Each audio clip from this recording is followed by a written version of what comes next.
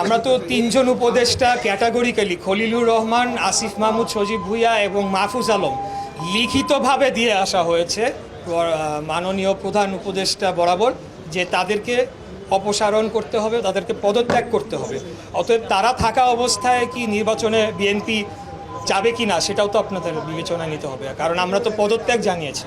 আর যার পদত্যাগ হ্যাঁ হ্যাঁ না, আমি মনে করি যে বিএনপি নির্বাচনের জন্য আন্দোলন করছে, বিএনপি অবশ্যই নির্বাচনে যাবে, তারা পদে থাকতে পারবে না। তারা তো আসলে কোনো আইনি ফাঁকফোকর পাচ্ছে না। যেটা বলা হচ্ছিল যে তারা নাকি মেয়রদেরকে অপসারণ করেছে, দ্যাট ইজ ট্রু। যারা অনুপস্থিত ছিল তাদেরকে অপসারণ করা হয়েছে, কোথাও একটা চিঠিতে লেখা নাই সমস্ত নির্বাচন বাতিল করা হলো।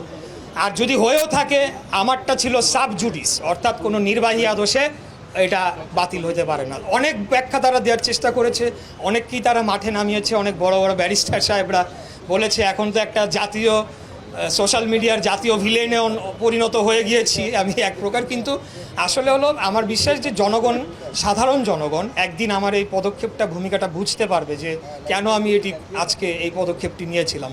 এই